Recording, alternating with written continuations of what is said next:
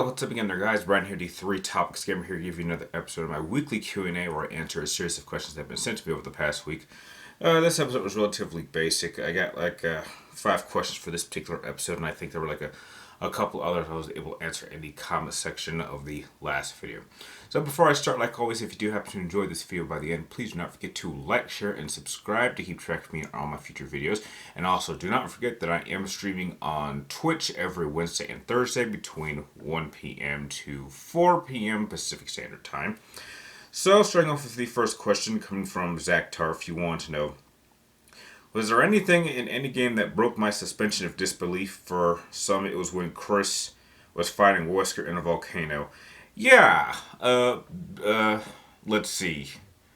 I think it was when, what's his name from The Last of Us? I forgot his name.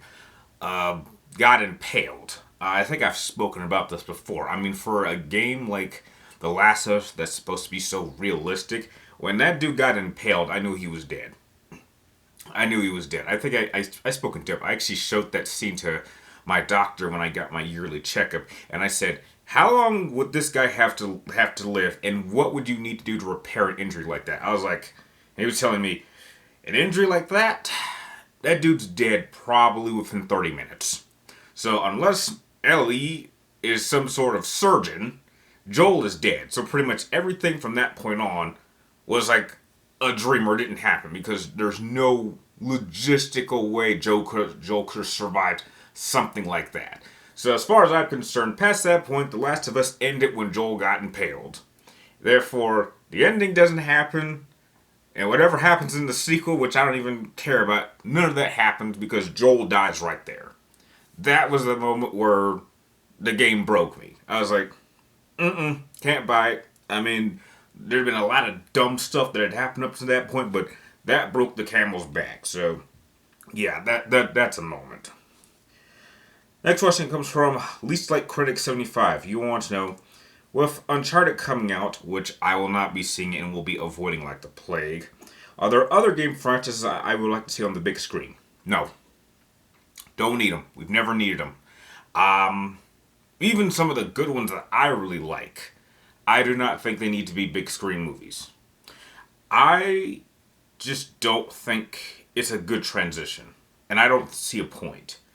I mean, at least with, say, comic books, it's a form of media that is not in motion. It's just a bunch of pictures and written words.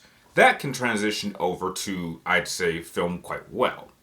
But when you have games that are already cinematic by themselves, I do not believe that you can really tell a video game story well, even on big screen. I mean, even the movies I think are good, like 1995 Mortal Kombat, Sonic the Hedgehog, hell, even the first Resident Evil. Those are films I actually think are good movies on their own. But do they even hold a candle to the storyline in the games? Absolutely not. And if you can't tell a story like that to that level of quality, I just don't think it's worth it. So, no, I can't think of any video game that I would like to see on the big screen, because you could never do it justice. I legitimately do not believe that it's possible. Because you cannot tell a story that can take up to like 8 to 10 to sometimes over 20 hours. I don't think you can reduce that down to just 2. Or even 3. I would be shocked if they even tried doing something with 3 hours. So no, I can't think of any franchises. Heck, if I would want to, if I had the power to, if I could, snap my fingers and wipe all video game based movies from existence, I would happily do that. And I don't think any of us are really missing anything. Next question comes from Shadow Desis Game. You want to know, do I think that Killzone will get a reboot now that Sony owns Bungie and the Halo writers? I think I wouldn't mind if Killzone made a return at this point, because I do believe that Sony needs a definitive first-person shooter franchise, which we haven't had in a long time. And I'm not I think, I mean, you have to remember, Killzone is owned by Guerrilla Studios, or Guerrilla Games is probably known, who is working on Horizon, which, they're doing better. I would definitely pick Horizon over Killzone any time. Do I think that, Guerrilla Games could actually bring back Killzone?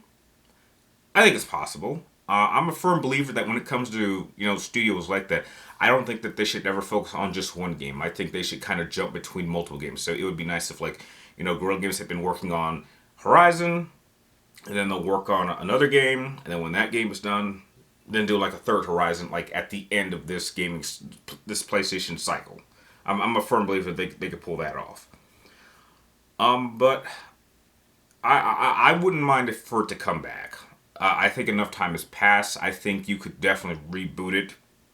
And now that you have access to the Bungie writers, I definitely think there's certainly potential for you to make it even better. And to give it a great multiplayer experience. So I don't know if they will reboot it, but I would happily welcome a return to that franchise. I mean, I'm the kind of person that has always praised PlayStation because they're in a constant state of reinventing themselves. They will retire old franchises and bring in new franchises, and that will define that specific generation of PlayStation. But in this case, I think because it's a genre that we desperately need, I wouldn't mind Killzone making a return. Heck, I wouldn't mind Resistance making a return. Or if they don't want to do that, they need to create a brand new first-person shooter franchise. That is something I desperately need right now. Next question comes from the Batman of Gotham. You want to know, when do I think a comic book movie being accurate to the original source material... Wait. When do you think a comic book movie being accurate to the original source material isn't always the best idea? When is it not the best idea? I guess it's not the best idea if the accurate material isn't good. So if it isn't good in the comic books, I think, you kind of owe it to yourself to make some changes in order to make it work for the big screen. But I can't think of any clear examples of that. So, yeah. And the last question of the episode comes from Aaron Whittaker. And you want to know, which moment in Final Fantasy do I wish I could unsee so I can enjoy it again? Oh, easy. Final Fantasy X-2. I wish I could unsee Yuna's second concert of 1,000 words in Final Fantasy X-2, which that song still remains my favorite Final Fantasy song of all time. So much so that I actually have that song in either 4 or 5 different languages, and each one of them sounds just as beautiful as the other one. That is a beautiful song to listen to, and I actually have made that a tradition for me personally, that I have to at least listen to that at least once every time it rains. So if I'm at work and it happens to be raining, I'll pop it on my radio and just let it cycle until I get home. Or if I'm here at home and it's raining, I'll listen to it. But yeah, I've been doing that since I was in middle school. That's how much I like that song so much. So yeah, so definitely Yuna's performance of 1,000 words in Final Fantasy X-2.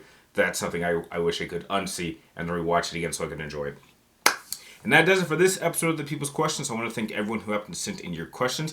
If you have any more that you'd like me to answer in next week's episode, be sure to type them in the comments down below. But make sure you get them into me roughly before next Wednesday, before noon, before I start filming the next episode.